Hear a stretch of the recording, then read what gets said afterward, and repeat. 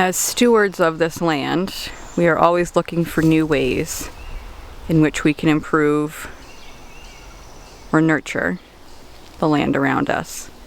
This area over here to the left of the house is where we got that Japanese maple out of that we planted in our yard. But as you can see, it's just a lot of dense leaves and brush. We actually put a lot of our leaves in here every year when we rake the yard. And so what we're doing is we are setting up the electric fencing, and we're going to put the goats in here. Because all of this is delicious food for them, and will also help clean up some of the underbrush, so that way all the nutrients can go into these beautiful trees.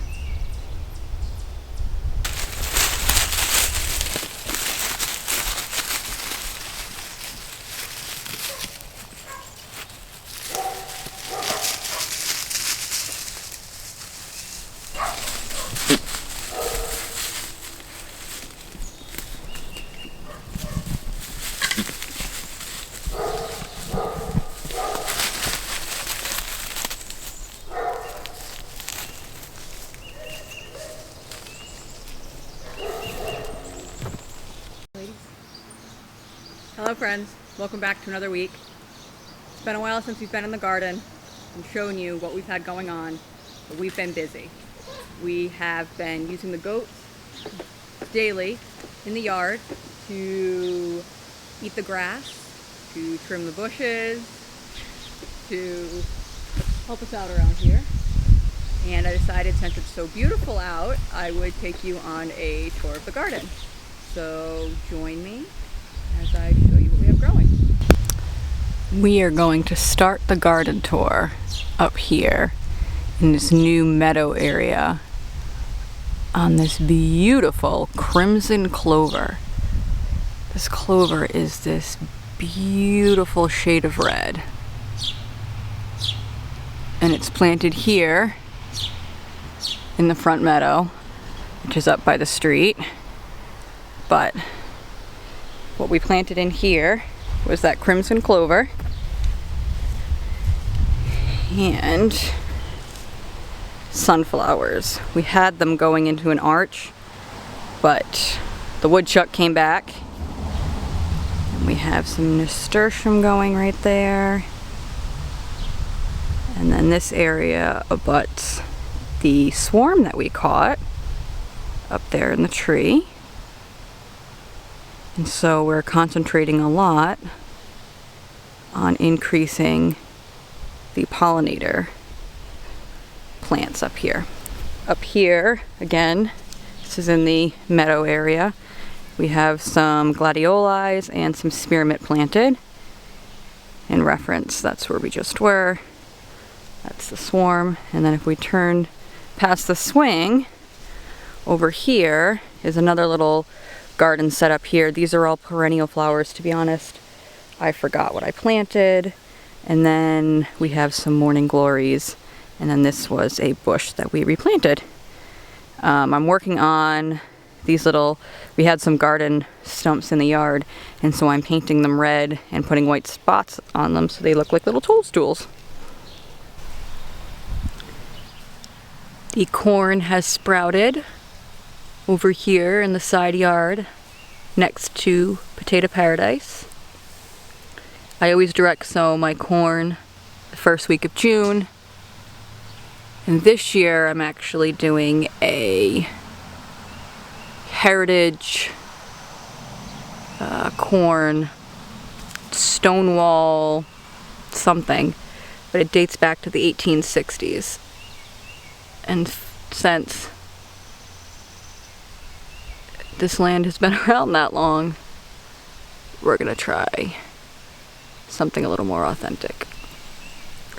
We set up another swarm trap here over by the potatoes and corn, because we also have beans and squashes coming in over here with the corn, and so we're hoping to attract another swarm of bees. So now we're gonna look at this area here in front of our main cottage garden area. This is the front garden. This we have some, I'm pretty sure this is coreopsis. We have some fennel, potatoes. Back here we have onions and garlic. These are all fennel potatoes. I got some beautiful tulsi. If you have not grown tulsi before, it's otherwise referred to as holy basil. It is, I am not a basil fan, but if you could smell this, it is just, oh, sweet.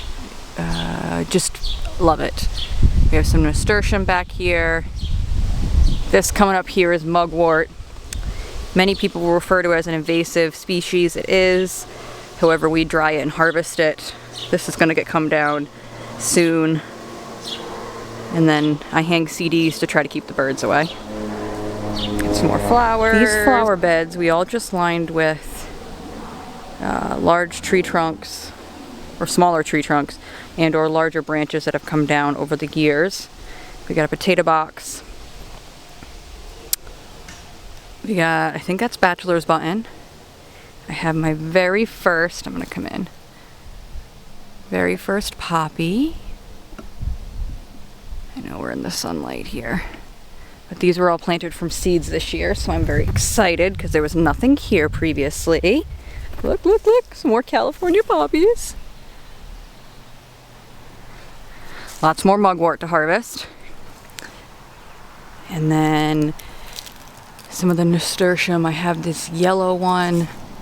I have a few different kinds. I love their flowers. I actually save the flowers. You can eat the leaves too. They're a little bit too peppery for me, but I save all of these flowers. I start to dry them, and then I use them for tea mixed with the spearmint in the winter. And these beds are lined with leeks because I was trying to keep things out. I have flowers growing in a lot of these pots. A lot of cosmos and zinnias, annuals. And then we have this beautiful apple tree, which has some Macone apple, which we got from as a gift last year.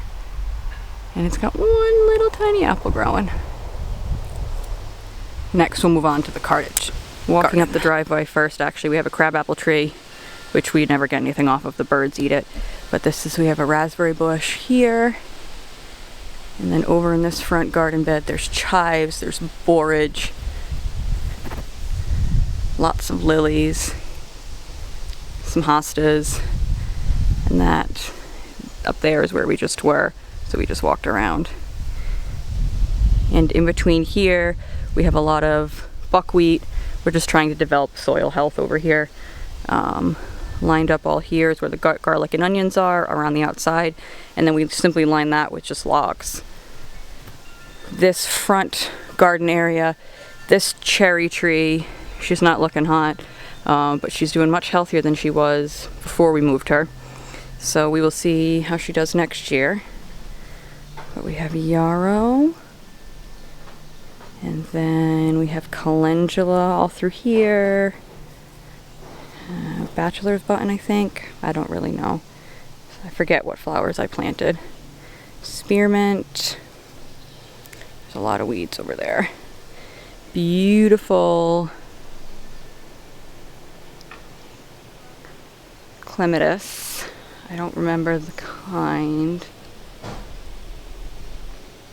Dragon something. I know it had something to do with dragon. But the hummingbirds love it. We had an aphid attack in the beginning of the season, so I don't actually know if she's gonna flower. We will see. Down here we got more calendula, yarrow, and then turned around here against the house we have lots of lilies and more lilies, gladiolis, lupine. This front area blossoms all year. There's actually even right here are dahlias that have gotten eaten, but I don't know if you can see, there is a little head on there. This is the spot in the garden the dahlias overwinter because it stays so dry. They don't actually rot. Right here on the outside before we go into the garden, we have borage and flax growing. And then right here along the edge I have loofah gourds and birdhouse gourds. They're just starting, so we'll see how they did. We did birdhouse gourds last year, which I'll show you when we get into the yard, what those look like. So we're entering the cottage garden. This is still, we have some very slow bolting kale. We're still eating off of this probably daily. There's like 3 or 4 different kinds of kale. Amazing. These beds here are pretty much the same. This is our lettuce. As of right now, it's kind of gotten bitter. We're not really eating it, but same thing here. This is spinach that's gone to seed. I'm letting the spinach go to seed so we can save the seeds. I'm usually just keeping the plants in here until we plant again in another couple weeks, just to keep the moisture. If I pull them out now, it's better for the soil health just to keep the plants in there. I'll pull them out, feed it to the chickens and the goats, and then we'll plant beans, carrots. We'll see what we do then. We still have some broccoli starting to grow. We're actually not. This is going to have to get picked soon, like this one. Teeny, I mean, in comparison, it's teeny tiny. But we have yet to grow broccoli, so these are the first heads I've grown from seed. So I'm counting it as a success. Got some random mugwort, and then this is garlic from last year that we missed.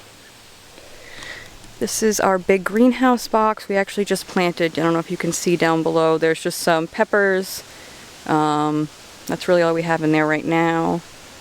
We have lilies and some bee balm back there. We have another hive over here, just in case. This one, we're actually, the one in the tree, we're not going to put a second box on it, and when you don't give them enough room, they will automatically swarm. And so we're keeping this other box here to try to get them to swarm here, so we can actually get 2 hives out of the swarm that we caught. Over here we have nasturtium, some Turkish kale, which we got from some friends, white dill, which I really just planted to look pretty because it does. More nasturtium, more broccoli, but none of this is really heading, although there's some cabbage over there doing, we'll see what it does. But we got some fennel, some thyme, more tulsi. We've got sage. This is sage from last year. Well, we're going to plant some more lettuces and things here. It's just too, we still have a couple more weeks until we can replant. But you can see all the sage. We bought, the sage bundles were probably like this big last year, and this is how it spread. So if you don't want it to spread, don't put it in an area. Over here, besides the weeds, we have all beans going, bush beans, growing great.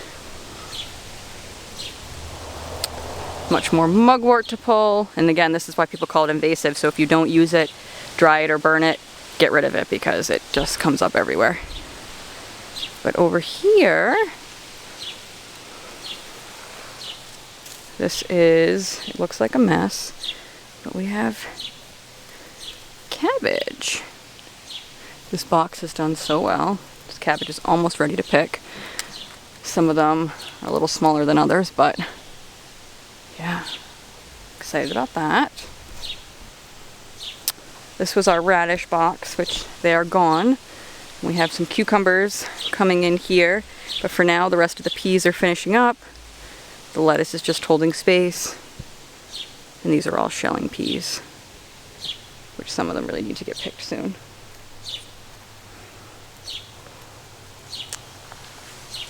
Alright, lastly, we have this box here. We have kohlrabi and some celery. That we'll actually be picking again soon and start replanting. This is the area that we had the goats eat. You can see the tall grass on this side and the shorter grass here. They just got through and they ate it all. It was all green everywhere. And it is no more. So that was exciting. This area is miles apart. On the way into the backyard, I wanted to come over and show you this new bed as well. This is a bed right on the boundary line with our neighbors, but it's because, can you see? It's our asparagus bed. I started some from seed. It has not done so well. But these starts I actually got from someone online who was giving them away for free. And so I went and picked them up, and they're doing amazing. This is probably our only non-food garden area. It sits right outside of our back porch door. And we call this our memory garden. These are a bunch of seeded annuals and perennials. And over here we have some bushes, lilies, another garden area over there. But we keep a chair and lots of magical things hanging, as well as art projects like our element stones. But it's our memory garden because this is where we buried our dog Max when he passed. And before that we called it our Farmore garden because it was my grandmother's garden before that. And so it's been now dubbed the memory garden. So we can come here and think of those that we love in memory. And this is more annuals and perennials. When you start flowers from seed, they start off teeny tiny. And then they get bigger throughout the years. But the first time you get flowers out of seeds, they're always much tinier than when you get them in the store. Now for the kitchen garden. You walk in, these are all volunteer sunflowers, which I kept because I love them. Around the outside, we still have all the garlic going strong. And as of right now, I pulled all the turnips from this row. Still have some beets, lots of carrots, some more beets. And then this lettuce is, again, I'm keeping it just to maintain some of the moisture. This garden is very weedy. Right now we have nasturtium, but I planted green beans. Those have started popping up here. We have buckwheat on the other side, which we are using to bring the soil health back up over there. We have beets, more nasturtium, more beets, sunflowers. I had peas over here, but only some of them seem to be. Oh, see, one fell over.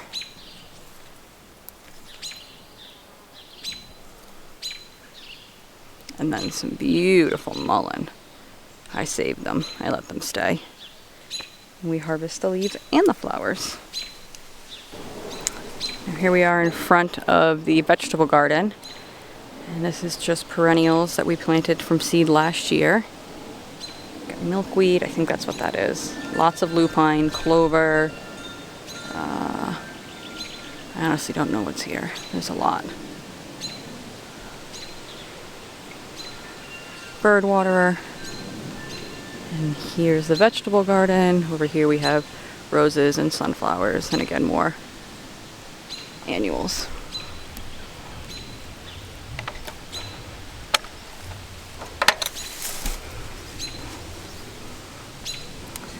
Lots of volunteer sunflowers. I have some peas growing along here, but to be honest, I love sunflowers so much that I'm just letting them take over because, oh, wait till I show you this garden in a month. Then, coming down here, we have tomatillos. We had a storm that blew a couple of them over, so we gotta come out and trellis them, but we got some tomatillos. Over here, mixed in with all the weeds, we got dill. I have some green beans growing, more sunflowers. This whole row is tomatoes of different kinds. We started from seed. Then let's go take a walk this way. Some random kale, more kale there. And then the zucchinis have finally started. No flowering yet, but they're popping. And then over here we have a lot of mint in the corner, which I keep because I harvest that often. We have some bronze fennel and kale that we've been eating off of. And then the most exciting thing back here is all this right here. For the first time, I planted peanuts. They are flowering. That's what these little yellow flowers are. I've never tried them, and they say they grow in loose sandy soil, and this row back here tends to be loose and sandy. And so that's what we're planting. This garden backs up to our pit area. We have mugwort, and then we have some raspberries over there. And a lot more spearmint. And then we have perennial grasses and goldenrod. And I'll take you around next to show you the orchards. Here we are in the orchard. It's our peach tree. And then over here we have a couple apple trees. And I'll show you what this is what our birdhouse gourds. Obviously this one has been painted, but we grew these last year. They cured over winter, and then we put them up along the fence line this year. I just put them up, so no one's moved in yet. We have a rose bush that we replanted this year, so it's not doing too hot, but it's fine. We have another peach tree. We have another apple tree back here, an apple tree here, and then long orchard grass. These are perennial sunflowers. And then our grape arbor. We got to come back through. Rob has to trellis all the grapes. We're actually going to cut it back a lot this year, even more. Normally it's like all the way trailing up and over, but we cut it all back in the spring because there was a fungus. And then over here, rest of the orchard, which backs up to this little area, which you've seen before. But this is the old goat pen. And this is where we are planting all of our squashes. So they are all coming up. They're doing great. There's some sunflowers in here too, but everything's doing great over here. Last, but certainly not least, is our pit area. I wanted to come through this way to show you these beautiful cactuses we got from friends. They actually have a YouTube channel as well. I'm going to link it below for you because they are amazing gardeners, and we've learned a lot from them. Let's see, we got Montauk daisies, which we got from a friend. This is the back of the grape arbor. We have some aster and some echinacea. And this is the back of the garden, so this is that goldenrod and that grass. And then down here we have yarrow. So we have some yarrow. And this beautiful catmint. I've been leaving a lot of this to the bees. I have harvested some. I dry it. We use it for teas. Then we have some daisies and black-eyed Susans coming up over here. Got a little bit of lavender. Same thing, little lavender. This is mini basil. It's a perennial. Lavender again. Lavender is tough in New England. It's survived, but not happily. We have, I think that's geranium, mullein, Russian sage, more mullein, more mullein. And this is our pit area, which oh, there we go. We planted some annuals over here. Those are coming up. We're building a cob bathtub for here now. After some of the research, and yeah, we're building out a cob for the heating, for the heated bath. There's that, and we're still working on the greenhouse. But all over here is all the raspberries. Oh, I might even see. It's a bright red. See?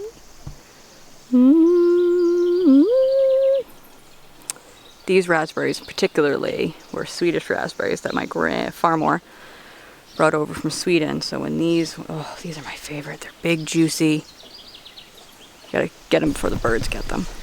We have spent years amending the grass here and putting in grass that the animals could actually eat. And it seems that they're loving it, and we are loving the free food. We haven't bought hay in 3 weeks. We just let them out and let them eat the grass.